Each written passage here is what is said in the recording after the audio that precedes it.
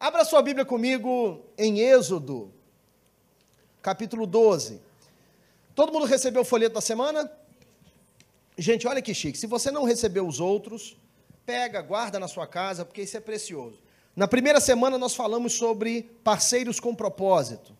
Na segunda semana nós falamos sobre parceiros em progresso. Na terceira semana falamos sobre parceiros na mordomia. E hoje nós vamos falar sobre parceiros em aliança. Tá? Nós estamos numa série de mensagens intitulada Juntos Somos Melhores, ou Better Together. É um mês no ano que nós reservamos para ministrar sobre família, relacionamento matrimonial, a importância dos relacionamentos que temos em geral. E esse ano estamos falando sobre a parceria divina estabelecida por Deus na família. No seu folheto, na parte de trás, tem o Tip of the Week, ou a dica da semana, e que hoje é um artigo que nós tiramos do site www.wehavekids.com.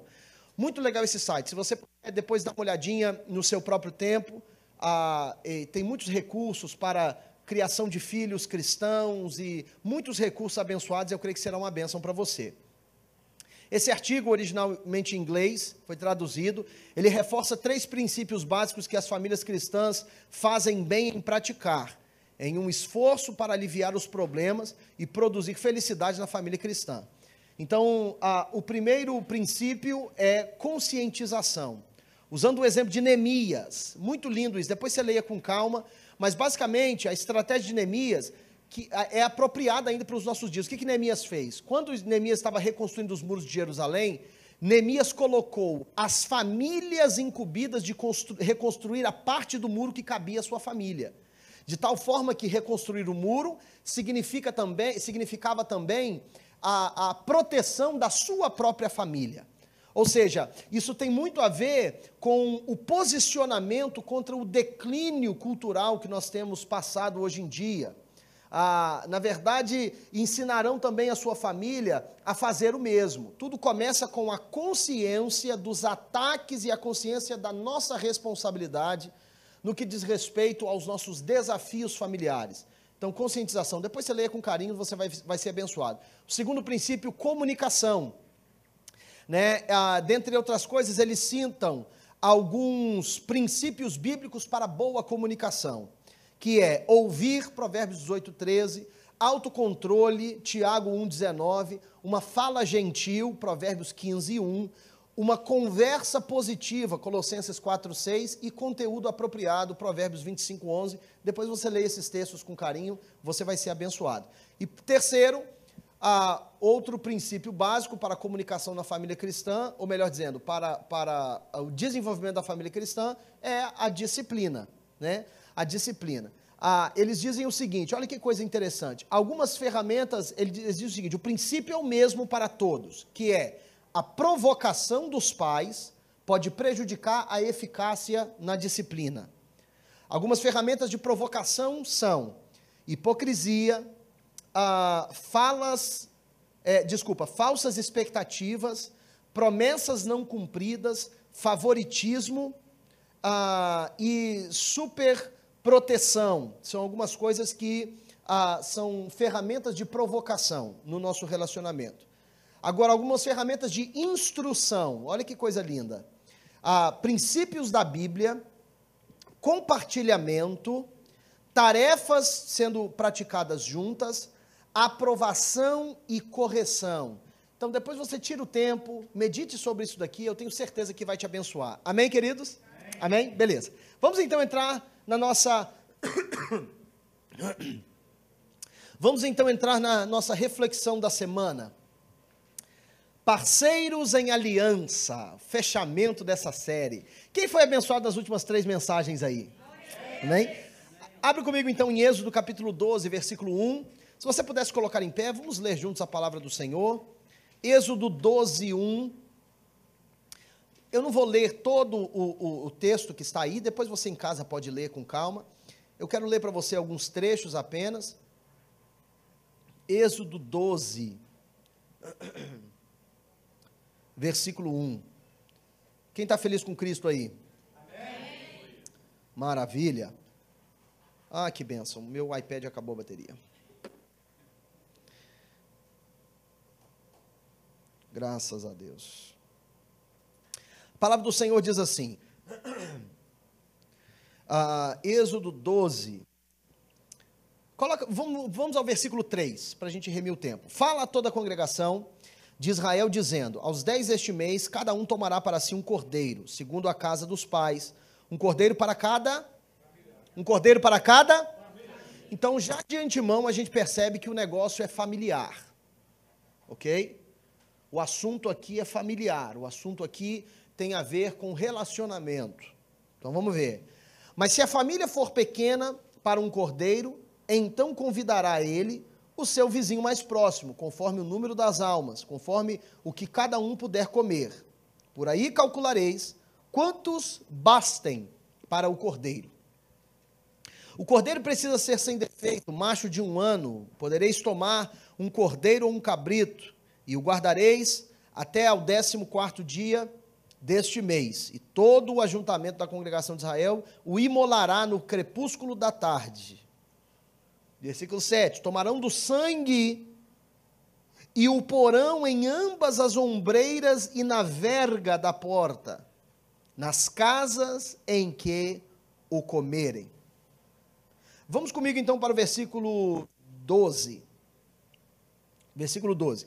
Porque naquela noite passarei pela terra do Egito e ferirei na terra do Egito todos os primogênitos, desde os homens até os animais. Executarei juízo sobre todos os deuses do Egito. Eu sou o Senhor. O sangue vos será por sinal nas casas em que estiverdes. Vendo eu o sangue, passarei por cima de vós, e não haverá entre vós praga para vos destruir, quando eu ferir a terra do Egito. Até aqui tá bom. Pai Celestial, obrigado pela tua palavra, abençoa-nos, os nossos corações estejam abertos para receber a mensagem que o Senhor tem para nós nesta manhã, em nome de Jesus, amém. Graças a Deus. Pode se assentar, vira para a pessoa mais bonita que está do seu lado aí, e diga, nós somos parceiros em aliança. Agora diga para o outro que você não acha que está muito bonito assim, diga para ele também, diga, nós somos parceiros em aliança. Graças a Deus. Nas últimas 3 semanas, se você ficar esperto aí, você vai pegar nas suas notas, letra A nas suas notas. Na primeira semana nós falamos sobre parceiros com propósito. A parceria divina no laço familiar, como algo estabelecido por Deus para potencializar o seu propósito nas nossas vidas. Ou seja, a parceria familiar, ela é intencionada pelo Senhor com um propósito específico. E o propósito é de ser uma amostra da cultura do reino de Deus na terra. Ou seja, a forma mais eficaz de Deus mostrar para o mundo a cultura do céu deveria ser colocar a tua família na vitrine, de tal forma que, quando os de fora vissem a forma como o marido se relaciona com a esposa se relaciona meu Deus, misturei tudo. O marido se relaciona com a esposa se relaciona com o marido, os pais se relacionam com os filhos, e os filhos se relacionam com os pais.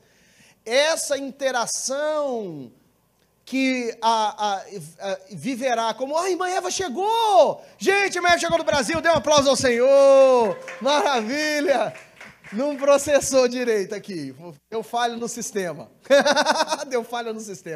eu vi assim, me levou uns 4 segundos, eu pensei, ué, mas a irmã Eva está no Brasil, não, a irmã Eva chegou, ai Jesus, tem misericórdia. Então, como eu estava dizendo, uma família que vive a partir dos princípios estabelecidos pelo Senhor, que vive então uma cultura de acordo com aquilo que o reino de Deus foi estabelecido. Quem está me entendendo, diga amém. Portanto, temos um propósito, e precisamos entender que o motivo do porquê nos unimos e fazemos aquilo que Deus disse em Gênesis, que o homem deixará o seu pai e a sua mãe, se unirá à sua esposa e juntos serão uma só carne. Qual é o propósito disso? Pastor Diego, é para eu poder ter intimidade sem ficar com peso na consciência. Ah, não, pastor, é para a gente poder ter uma vida financeira mais abastada. Ah, não, pastor, é para a gente... Não, querido, o motivo do porquê Deus uniu você a alguém, Deus estabeleceu uma parceria em família, você com os seus pais, você com os seus irmãos, você com os seus filhos. O motivo do porquê existe essa parceria divinamente estabelecida, porque foi divinamente estabelecida. Você não escolheu os filhos que tem. Can I get an amen? Né? Eu não escolhi os filhos que eu tenho. Deus que me deu. Deus que me deu. Esses dias atrás, o Noah estava brincando, e aí entrou dentro do banheiro e bateu a porta brincando, mas o Joshua. Só que o dedinho do Joshua estava na quina da porta. Aí, pimba, foi domingo passado, inclusive a Jane saiu no meio do primeiro culto, nem voltou para o segundo, porque a Jane foi levar o Joshua na emergência, para ver se o dedinho dele estava quebrado. Mas bateu o dedo do Josh, ficou tadinho, ficou inchado, ficou feio o dedinho dele. Para quem não conhece, o Noah é o meu filho de 5 anos e meio, e o Joshua é o meu caçulinha, que tem 1 ano e um pouquinho. E aí o Joshua brincando com o Noah bateu a porta do banheiro e pimba, foi bem no dedo do Joshua. Mas pensa num menino que ficou arrasado. O Noah chorou porque machucou o irmão, o Joshua começou a chorar no domingo, foi parar de chorar lá para quarta-feira. Eu não escolhi o filho que eu tenho. O filho que eu tenho é chorão, paciência, foi Deus que me deu. Né? É o preço que você tem que pagar por ter os filhos mais lindos do planeta Terra. Tem que ter alguma coisa, você tem que pagar algum preço. Amém ou não? A gente não escolhe, é uma parceria estabelecida por Deus. A parceria que eu tenho com o Noah e com o Joshua foi estabelecida por Deus. Foi Deus que me deu eles para cuidar. Deus deu eles para mim e para a Jane, para a gente cuidar. Uma parceria estabelecida por Deus. E ela é estabelecida por Deus para quê? Com um propósito. Qual é o propósito? É porque Deus sabe que os seus filhos precisam de você para cumprir com o propósito que Deus tem na vida deles. Ah, se você tivesse crido nisso, o seu amém seria um pouquinho mais forte.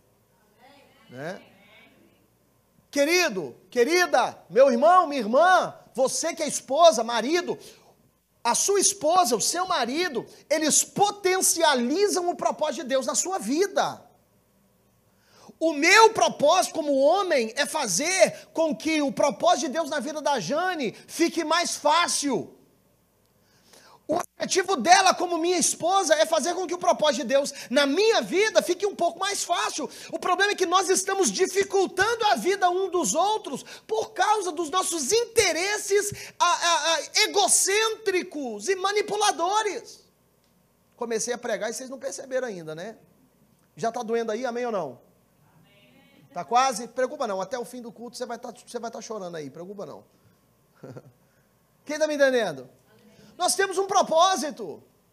O propósito de estarmos juntos não é apenas para facilidade financeira. O propósito de estarmos juntos não é para que a gente possa ter intimidade sem pesar a consciência. E a grande verdade, principalmente no meio evangélico, nós transformamos o casamento em uma licença para ter relação sexual.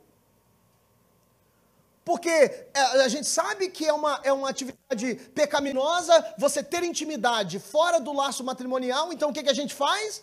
A gente entra em aliança matrimonial sem entender o propósito que ela deve cumprir. Será que eu posso pregar hoje, amém ou não? Amém. Eita Jesus! Então, jovens, vocês que estão solteiros, cuidem! Para entender primeiro qual é o propósito de Deus na sua vida e o propósito de Deus na união futura que Deus estabelecerá na sua vida. Que é propósito. É por isso que a união familiar é algo tão sagrado e é algo que o diabo luta tanto para corromper. Se tem uma coisa que perdeu valor nos últimos 30 anos é o matrimônio. Hoje em dia, matrimônio se tornou algo banal. Esses dias atrás, não vou dizer o nome para não expor, mas uma pessoa proeminente do mundo gospel, casado com um jogador de futebol, casados há 2 meses, 3 meses, não deram certo, não demos certo, e estão se divorciando, se separando, se divorciaram. Isso é algo, nós precisamos entender a seriedade que é a aliança estabelecida pelo Senhor. A aliança que é estabelecida pelo Senhor. E nós temos que aprender as lições com os nossos erros. Amém ou não? Quem está me entendendo? Então nós somos parceiros com propósito. Letra B, na segunda semana falamos sobre parceiros em progresso. Né? Amós 3,3 diz, como andarão dois juntos se não estiverem de acordo?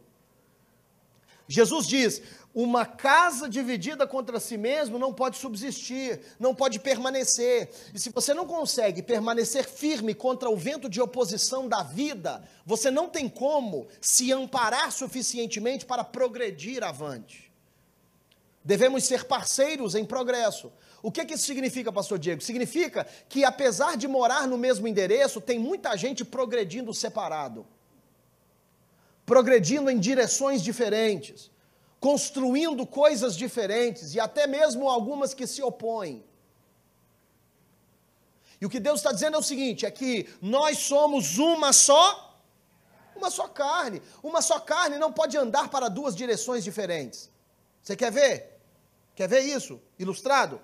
Quer ver? Vem cá, Geraldo, corre aqui rapidinho. Geraldo com essa camisa amarela bonita. Vem cá. Geraldo, você tem um desafio. Evangelista Geraldo, vira para a igreja ali bonitinho. Isso. Você vai fazer o seguinte para mim. Você vai ao mesmo tempo, você vai caminhar em direção ao Gleison e em direção ao Ronan. Ao mesmo tempo. Vai lá para a gente, por favor.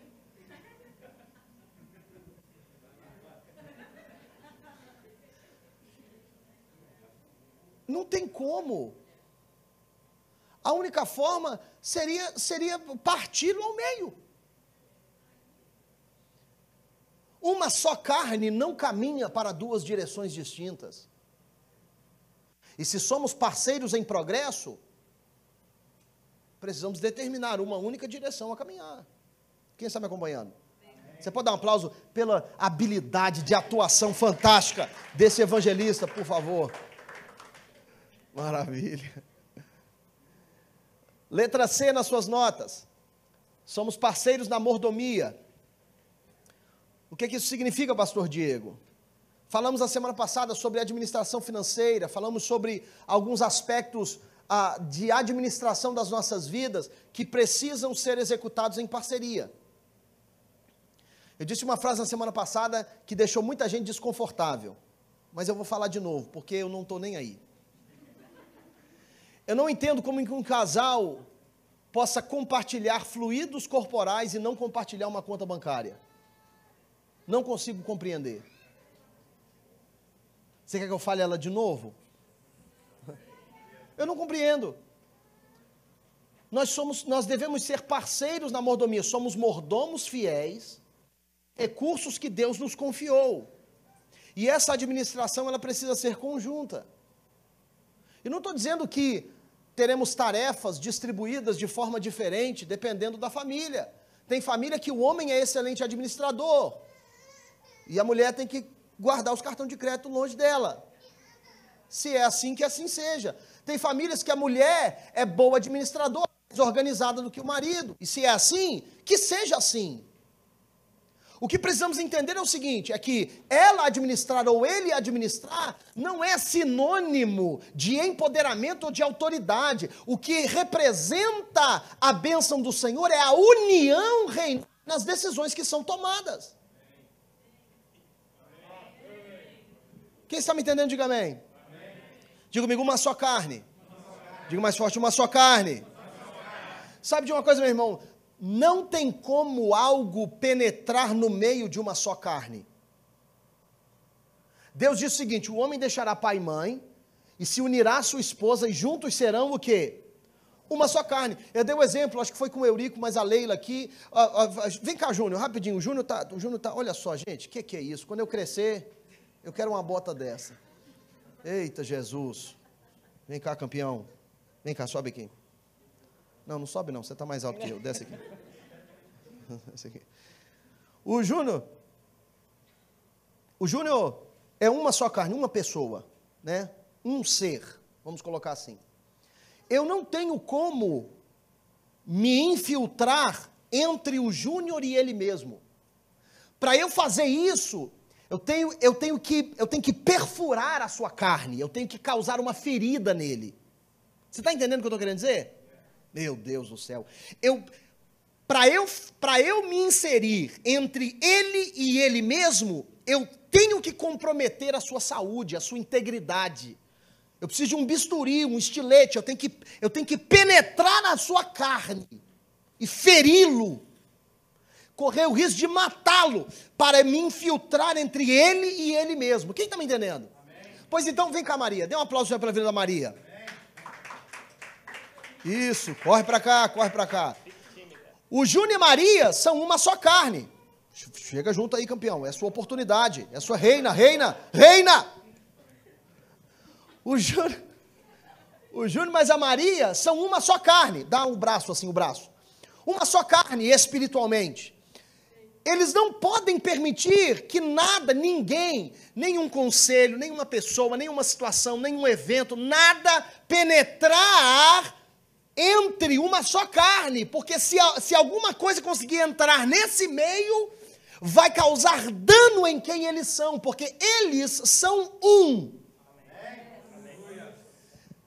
Nem... Você está preparado para isso? Você quer preparar um pouquinho? Quer tomar um copo d'água primeiro? Não. Nem os filhos podem penetrar entre uma só carne. Você sabia que você não é uma só carne com seus filhos? Mas você é uma só carne com seu cônjuge. Eita. É por isso que chega uma certa idade, meu irmão, o filho tem que, se manda, campeão. Se manda que eu tenho plano com esse quarto aí, se manda! O Noah já está com 5 anos e meio, mais uns 2 anos. Colocar ele para alugar um quarto em algum lugar aí. Rapaz, já comprei uma mesa de sinuca, eu tenho que ter um lugar para colocar ela. Quem está entendendo o que eu estou querendo dizer, queridos? Amém? Dê um aplauso para a vida desse casal abençoado. Então vamos lá. Parceiros, então, com propósito. Letra B, parceiros em progresso. Letra C, parceiros na mordomia. Hoje estamos falando sobre parceiros em aliança. Ok. Então, primeira coisa que eu quero mostrar para você. Letra D nas suas notas. A Bíblia nos revela que Deus é um ser relacional.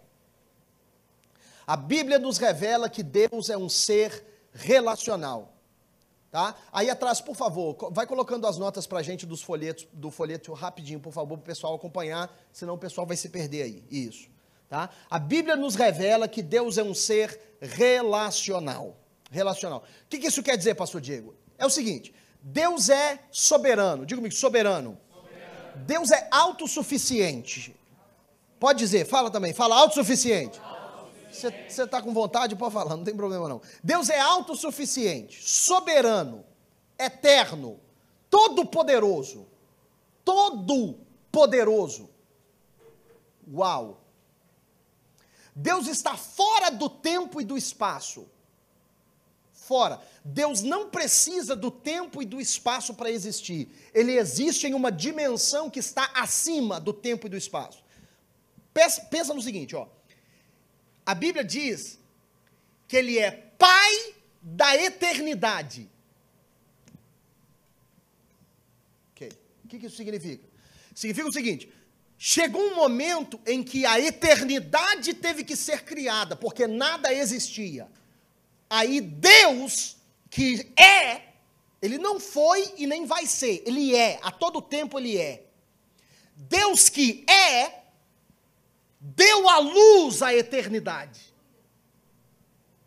Então, se você pegar o seu relógio e ir voltando, hoje é dia 26, 26, dia do aniversário do Eurico, não tem como esquecer. Dia 26, ontem foi dia 25, dia que o Palmeiras perdeu para o Corinthians. Anteontem foi dia 24. Não era para falar, não? Oh, meu Deus. Anteontem foi dia 24, você vai voltando o relógio. Antes foi 23, 22, 21, você vai voltando. Antes de setembro vem agosto, julho, antes de 2021, 20, 19, 18, 1990. Aí você vai voltando.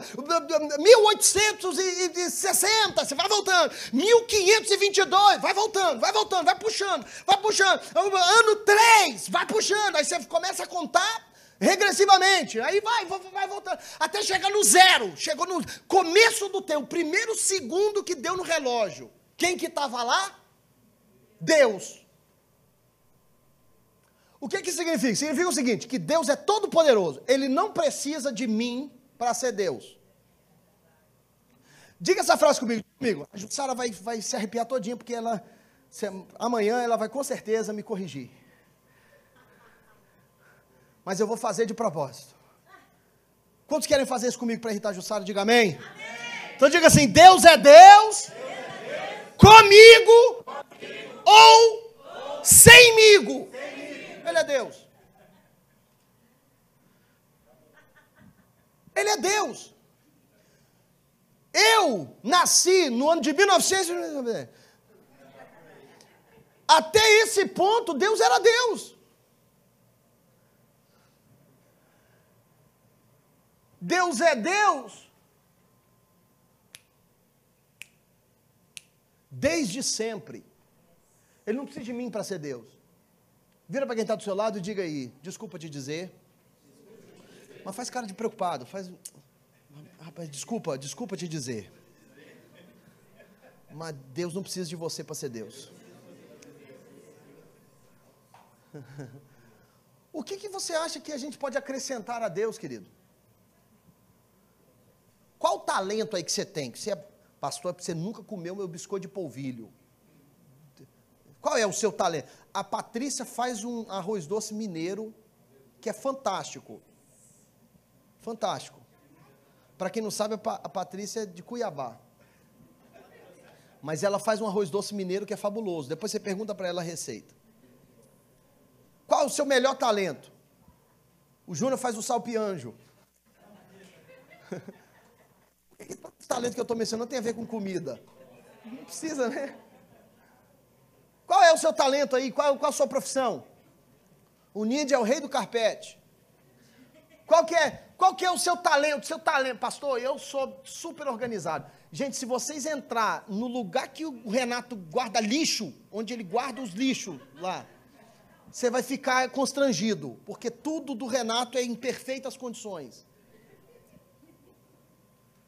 Qual que é o seu melhor talento? Pastor Diego, eu sou o cara nisso daqui. Isso daqui eu sou fantástico. Deus não precisa disso para ser Deus. Ele é autossuficiente. Então, para que, Aldiélio, criar o Senhor? Para que o Senhor criar a raça? Por quê? Porque ele é um ser relacional. Ele quer se revelar. Você quer ver como é que isso é forte?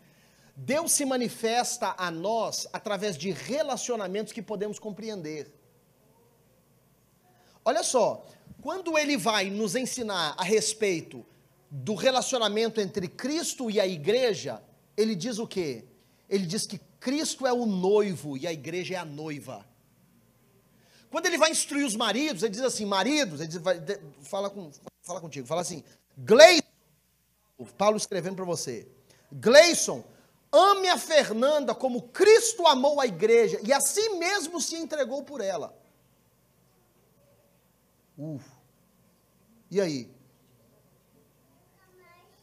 Ou seja, é o relacionamento que Deus está comparando, ele está usando a comparação do relacionamento, porque ele é relacional. Quando os discípulos pedem, Jesus nos ensina a orar, tá bom, eu ensino, começa aí, dobra o joelho, levanta a mão, fecha o olho, dá uma rodadinha, aí agora fala, repete comigo, diga aí, Rei celestial que habita na luz inacessível, foi assim que começou a oração? Não, ele diz o quê? Pai nosso, é o nível de relacionamento que ele estabeleceu conosco. Pai nosso que está nos céus, santificado seja o teu nome. venha a nós o teu reino. Se ele tem reino, ele é rei. Por que não então começar a oração como rei majestoso que está distante? Não. Pai nosso, porque ele é relacional. Deus é um ser relacional. E ele escolheu se relacionar conosco. Por que isso é relevante, pastor? Porque através de que Deus se relaciona conosco? Através de aliança. Diga comigo, aliança. Diga mais forte, aliança. Diga mais uma vez, aliança. Aliança que lemos nos versículos que lemos aqui no capítulo 12 de Êxodo. Esse é um texto que fala da aliança que Deus estabeleceu no Antigo Testamento com o povo de Israel. Foi o estabelecimento da celebração da Páscoa judaica. Eu não vou falar muito sobre o contexto ou o significado disso, por causa do tempo. O que você precisa entender é o seguinte: o povo de Israel estava escravo no Egito, já tinha um tempo, e Deus levantou Moisés para tirar o povo do Egito e levar o povo para uma terra prometida, chamada terra de Canaã. Aí Deus levantou Moisés. Com Moisés, Deus havia trazido 9 pragas ao Egito, até esse dado momento, porque Faraó tinha endurecido o coração e ele não queria deixar o povo de Deus a ser livre. Aí o que Deus fez? Depois da 9ª praga, Deus disse para Moisés o seguinte: Moisés, é o seguinte, essa vai ser a última. Eu vou ferir o povo do Egito, e eu preciso dar instrução específica para o meu povo, para que eles não sejam feridos junto com o povo do Egito. Tá bom, Senhor? O que nós precisamos fazer? Aí vem esse texto que a gente leu. Vocês vão, dia 10 do mês de Nissan, primeiro mês do ano, vocês vão escolher um cordeiro, vão inspecionar o cordeiro tem que ser sem defeito, sem mácula, sem mancha, cordeiro de 1 ano, macho, e aí no dia 14 desse mês, vocês vão matar esse cordeiro, pegar o sangue dele e colocar nos umbrais das portas, do lado de fora. E aí o que acontece? Quando o anjo da morte vier para ferir as casas, ele vai perguntar para si mesmo: essa casa tem pacto? E o sangue o sangue na porta é o sinal do pacto. Diga comigo, o sangue era sinal do pacto, da aliança. Ou seja, Deus estava dizendo o seguinte: eu estou firmando uma aliança com você. Qual é a aliança? A aliança é o seguinte: se você cumprir com a minha palavra, eu vou preservar você do desastre que está por vir. Vocês estão me entendendo, queridos? Por que isso é relevante? Porque Jesus foi o cumprimento dessa Páscoa. Jesus, a Bíblia, o que João Batista disse? Eis o Cordeiro de Deus que tira o pecado do mundo. Esse Cordeiro de Gênesis, de Êxodo 12, ele representava, simbolizava o que Jesus seria no futuro. Jesus veio, morreu no dia da Páscoa e ressuscitou ao 3º dia, para que o seu sangue fosse para nós sinal de um pacto perpétuo. Quem está me entendendo, diga amém. Então vamos ver algumas coisas importantes. Em primeiro lugar, nas suas notas, a aliança que temos com o Senhor, que é uma aliança de relação, não é uma aliança de obras, é uma aliança de relação. A aliança que temos com o Senhor é um sinal de rendição. Diga comigo, rendição. Por que você diz isso, pastor Diego? Pelo que eu disse agora há pouco. Deus é autossuficiente. E a gente precisa compreender, precisamos dele. Para eu me relacionar, deixa eu dizer uma coisa para você se relacionar comigo, você deixa qualquer um ser seu amigo? Você deixa? Você deixa qualquer um entrar na sua casa? Abrir a sua geladeira? Não. Para se relacionar contigo tem que seguir alguns parâmetros. Estou certo ou não? Né? Para se relacionar comigo, não é qualquer uma pessoa que eu vou permitir se aproximar da minha família. Não é qualquer pessoa que eu vou permitir que tenha influência sobre a minha vida. Eu tenho parâmetros para eu ter relacionamento com alguém. Você também tem? Pois é, Deus também tem. Deus tem parâmetros. E para se relacionar com Deus, nós temos que entender que o nosso coração precisa ser um coração de rendição.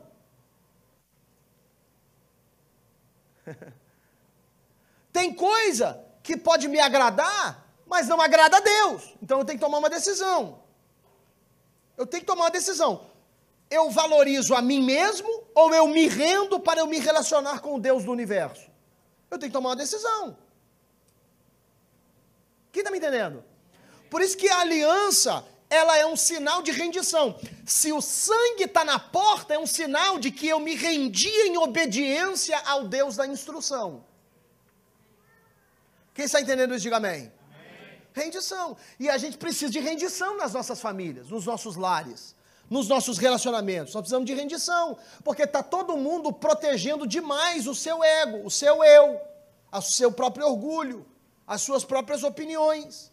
E nós estamos tão ocupados com a proteção de si mesmo, que nós nos esquecemos que o propósito da família é comunidade. Quem está entendendo isso? Próximo nas suas notas, é necessário reconhecer que não somos autossuficientes. Não somos autossuficientes. Eu não sou autossuficiente. Não sou.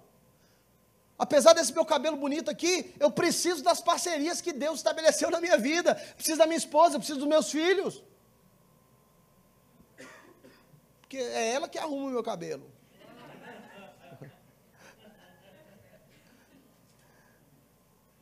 Vou contar uma coisa para vocês aqui, vou abrir meu coração para vocês. Quando eu comecei a namorar com a Jane,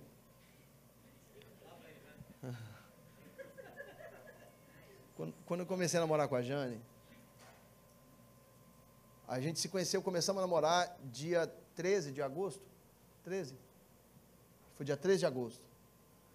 Começamos a namorar dia 13 de agosto, noivamos dia 31 de outubro e casamos dia 31 de janeiro. Foi tudo, foi tudo um tapa atrás do outro. Tapa não, foi um carinho, né?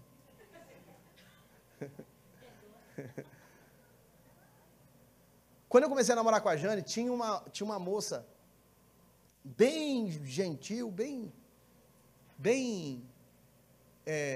simpática, que fazia as minhas unhas voluntariamente.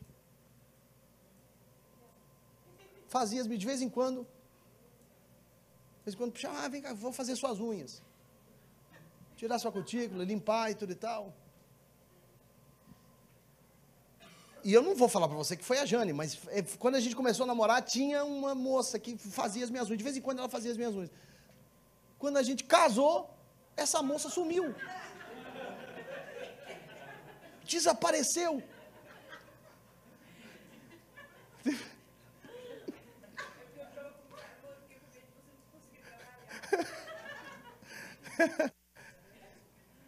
Eu preciso dela fazer minhas unhas, eu preciso dela para arrumar meu cabelo. Eu não sou autossuficiente, queridos. Você não é autossuficiente. Nós não somos.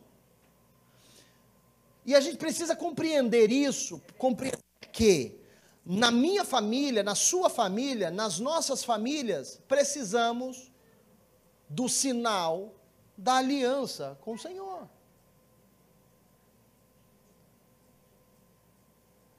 Ontem eu mostrei algo aqui para os pais. Quem estava aqui ontem, que viu, sabe do que eu estou me referindo? Eu mostrei algo ontem para os pais de um desenho na Dinamarca para crianças. O nome é John Dillerman. Depois você faz a sua pesquisa. Um desenho na Dinamarca que o super-herói do desenho, o poder dele é que ele tem um membro genital enorme. E com o órgão genital dele, ele salva as crianças, ele caminha com o cachorrinho, ele faz um desenho. Um desenho para criança, na Dinamarca. Que está bombando. E não se assusta, não. Daqui um pouco vai estar na televisão na sua casa lá também. Porque a Dinamarca é aferidor de medidas para o mundo inteiro de criação de filhos. Todo mundo quer criar os seus filhos como os dinamarqueses. Todo mundo. São consideradas as pessoas mais felizes da Terra, são os dinamarqueses. Pois é, tem um desenho desenvolvido por psicólogos infantis e pela televisão pública da Dinamarca, uma estatal, que o super-herói, o principal super-herói que brinca com as crianças, brinca porque ele tem um órgão genital enorme. Aí eles dizem que o objetivo é a dessexualização do membro masculino. Pastor, que coisa absurda, que coisa ridícula. Pois é, quanto tempo por semana você passa com seu filho? E eu não estou criticando você pelo seu trabalho. Temos que trabalhar. Mas tem gente que a babysitter gasta mais tempo com o seu filho do que o pai ou a mãe. Você consegue batalhar contra essas coisas sozinho?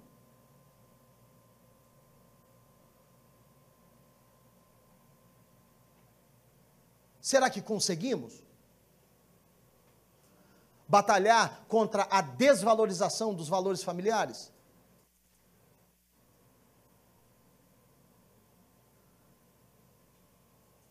Você sabe qual é o maior indicador social de se uma criança vai ser bem-sucedida ou não? Se uma criança pode cometer algum crime e ser presa ou não? O maior indicador social. A mídia quer te dizer que é raça, mas não é. Todos os sociólogos concordam com isso. Vários estudos feitos no mundo inteiro. A literatura sociológica e psicológica a respeito disso é extensiva. O maior indicador social se uma criança vai ser bem-sucedida ou não é se ela vem de uma casa que tem os dois pais, pai e mãe. Homem e mulher casados juntos na mesma casa. O maior indicador social. Se uma criança vai ser violenta, se uma criança vai ser bem-sucedida, se ela vai terminar os estudos, o maior indicador social. Não é se é pardo ou se é negro, se é rico ou se é pobre, não é se vem do Brasil ou vem da América, não é nada dessas coisas. Nenhum desses indicadores são relevantes suficientemente. O maior indicador, o maior, inquestionavelmente, é se a criança vem de um lar que tem ambos os pais.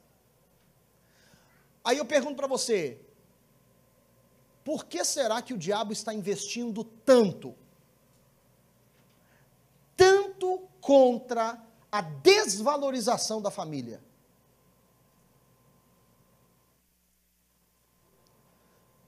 Casamento hoje é opcional, engravidou, teu filho hoje é opcional,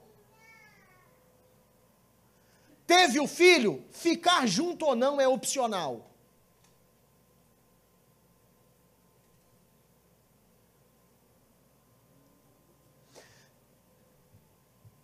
Nós precisamos ter a consciência, amados, queridos, precisamos ter a consciência de que para desenvolver o projeto que Deus tem para a minha vida e para a minha família, eu não posso sozinho.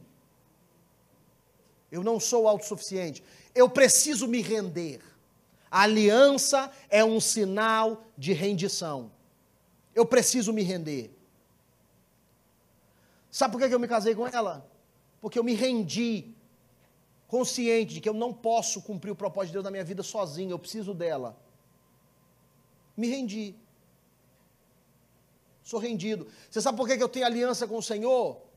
Não é porque eu sou o máximo, não. É justamente pelo contrário, porque eu sou miserável. É porque eu não posso. Eu tenho consciência de que eu não posso, não sou. Eu não consigo vencer. Eu não consigo vencer as tentações dessa vida e eu não consigo vencer as propostas que este mundo tem para me oferecer sozinho. Não consigo. Eu preciso do meu Senhor.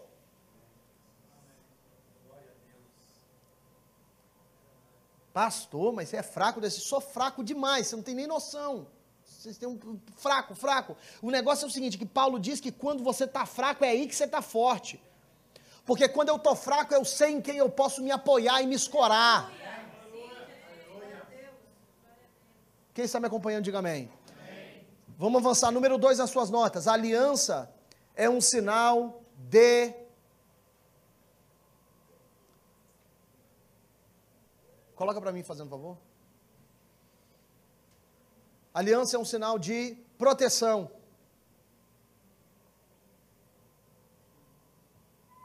Então, em primeiro lugar, aliança é um sinal de rendição. Segundo, aliança é um sinal de proteção. Por que, pastor Diego?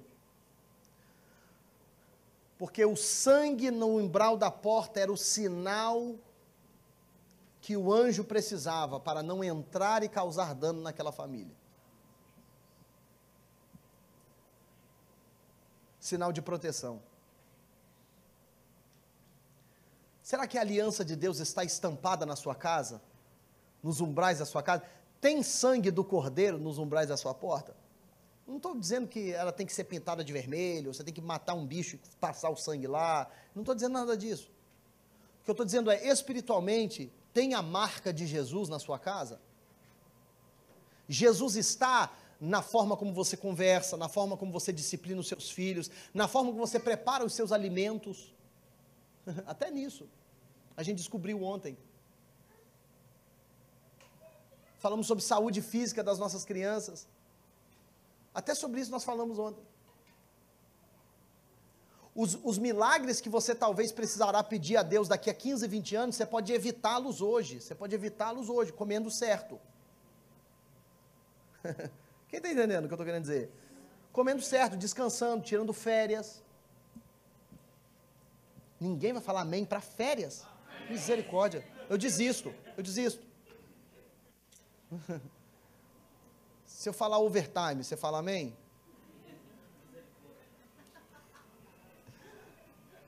Quem está me entendendo, queridos? Aliança é um sinal de proteção. Próximo nas suas notas, o nosso nível de compromisso com Deus indica o nosso grau de proximidade dEle.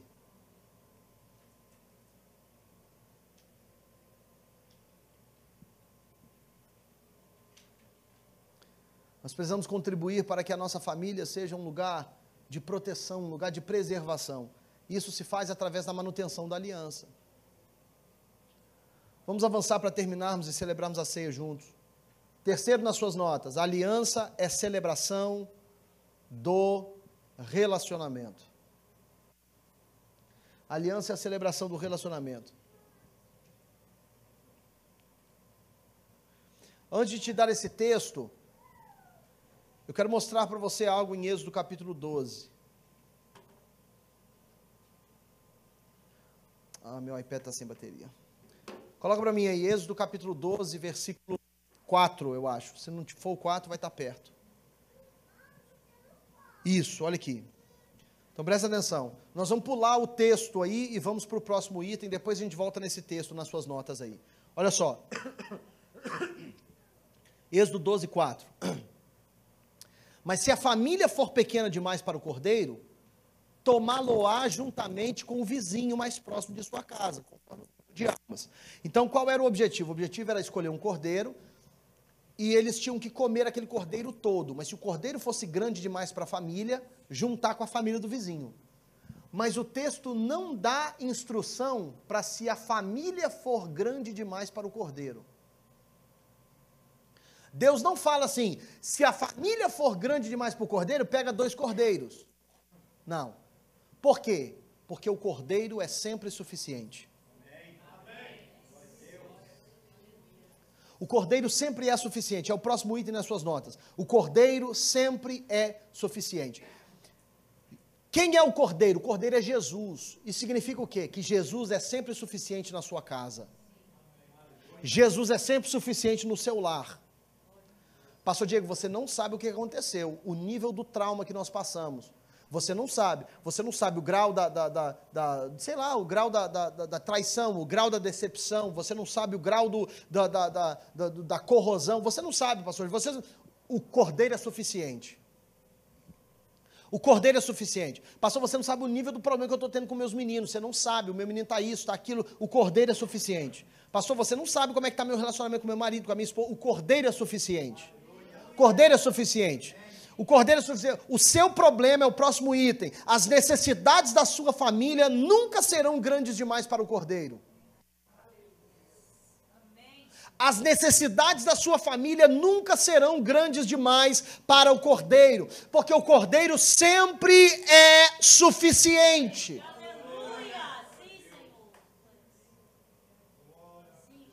Nós precisamos, querido, não é de mais dinheiro na nossa casa. Nós precisamos, não é de mais trabalho. A gente está precisando, não é de mais coisas. Você não precisa de mais uma Alexa. O que você precisa é do Cordeiro. Cordeiro é suficiente. Mas, pastor Diego, o que isso tem a ver? Vamos ao texto de cima aí que a gente tinha pulado. 1 Coríntios capítulo 11, versículo 23. 1 Coríntios capítulo 11, versículo 23, como a ceia é a celebração do relacionamento. 1 Coríntios 11, 23, porque eu recebi do Senhor o que também vos entreguei, que o Senhor Jesus na noite que foi traído tomou o pão, e tendo dado graças o partiu e disse, isto é o meu corpo que é dado, ou que é por vós, fazei isto em memória de mim. Por semelhante modo, depois de haver ceado, tomou também o cálice, dizendo, este cálice é a nova aliança, o novo pacto no meu sangue, diga aliança. Diga pacto. Este cálice é a nova aliança, este cálice é o novo pacto. Ou seja, a aliança que Deus tinha formado com o povo de Israel em Êxodo 12, essa aliança é a nova aliança que Deus está formando conosco depois do Novo Testamento. Essa é a nova aliança. A nova aliança em quê? A nova aliança no Cordeiro. Quem é o Cordeiro? Cristo é o Cordeiro. O segredo do sucesso da minha família é a minha proximidade do Cordeiro de Deus. Essa é a aliança que precisa estar exposta na minha família. A minha unidade familiar, nós temos que todos estar na mesma página a respeito do nosso pacto com o Cordeiro. Da nossa aliança uns com os outros e da nossa aliança com o Cordeiro. E essa aliança é a celebração do relacionamento. Fazer isso todas as vezes que o bebê diz em memória de mim. Em Atos a gente descobre que a igreja, ela funcionava no templo diariamente e no partir o pão de casa em casa. É por isso que nós temos os grupos pequenos. É porque nós cremos que esse ambiente aqui não é suficiente para que a igreja precisa ser. Nós precisamos do DNA do relacionamento. Quem está entendendo isso, diga amém. Então, o que é a ceia? A ceia era o quê? Nós transformamos a ceia nesse rito que a gente faz aqui de vez em quando. Algumas igrejas fazem uma vez por mês, nós não fazemos todo o primeiro domingo do mês, às vezes a gente, igual hoje, por exemplo, é o último domingo do mês, nós não fizemos no primeiro domingo de setembro, porque a Bíblia não dá a frequência com que deve fazer. O que a Bíblia diz é, todas as vezes que fizerdes, fazei em memória de mim. Então, nós não temos uma instrução com respeito à frequência. O que a gente tem em instrução é que sempre deve ser feito em memória de Jesus. O que era então a ceia? Porque nós transformamos nisso, mas não era isso que Jesus estava ensinando de forma prática. O que Jesus estava ensinando era o seguinte, é que todas as vezes que os irmãos em Cristo parassem para ter uma refeição, que eles fizessem isso em memória de Jesus. O segredo da ceia é o ato de comunhão em comer juntos ao redor da mesma mesa. Porque nas refeições de antigamente, sempre tinha pão e sempre tinha vinho. Então, o que acontecia? Todas as vezes que os irmãos sentavam para comer e eles iam partir o pão, eles partiam o pão, se lembrando que o pão representava o corpo de Cristo. E eles tomavam o vinho, se lembrando que o vinho representava o sangue de Cristo. Diga comigo, este cálice é a nova aliança no meu sangue. Então, o que nós fizemos? Nós fizemos um monte de regras em volta da ceia, que é o quê? Tem que ter ceia uma vez por mês, tem que ser batizado para tomar ceia. A Bíblia não diz isso. Isso é um costume da igreja. A Bíblia não afirma que tem que ser batizado para tomar ceia. Basta crer que Jesus Cristo é o seu Senhor e Salvador. Se você crê que Jesus é o seu Senhor e Salvador, você deve se batizar. Porque crede no Senhor Jesus Cristo, seja batizado e serás salvo. É ordenança da igreja, ordenança de Cristo. Mas Jesus não apresenta o batismo como pré-requisito para ceiar. Isso aí foi coisa que nós inventamos. E a gente faz esse ritual aqui, que é bonito, lindo. Ah, pastor, o pastor está pregando contra a ceia. De forma alguma. Nós vamos continuar ceando normal. A nossa ceia aqui não para. O que eu quero mostrar para você é o que esse momento simboliza. Deixa eu te fazer uma pergunta. Quantos de vocês já celebraram a ceia do Senhor na mesa da sua casa?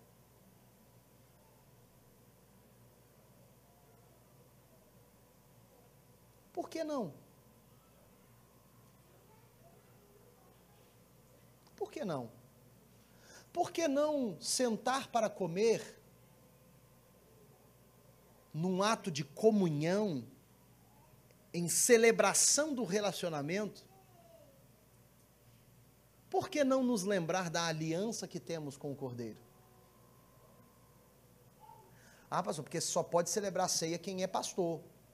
Jesus também não diz isso. A ceia é para discípulo. Discípulo de Cristo. Nós não vamos deixar de ter ceia aqui. Aqui na igreja, sempre que tiver ceia, vai ser um ministro que vai celebrar a ceia. Ah, pastor, mas por quê? A Bíblia não diz, então, costume.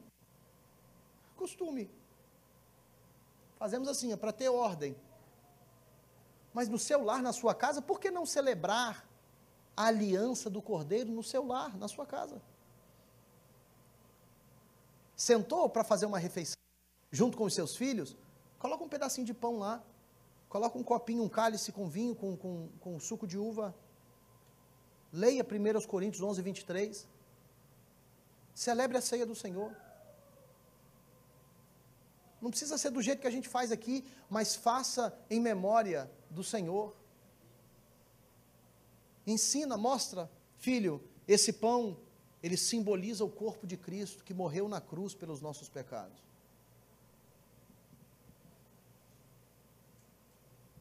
É a celebração do relacionamento. Porque a igreja celebrava a ceia quando estava junta. Olha só o que diz no versículo, coloca o 27, eu acho que é o 27.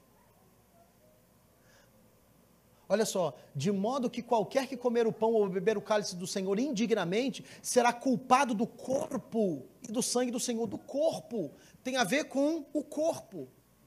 Então a ceia, ela não pode ser feita de qualquer forma. Não tem a ver com comer pão e beber vinho, comer pão e beber suco de uva. A ceia tem a ver com a celebração da aliança. Quem está entendendo isso?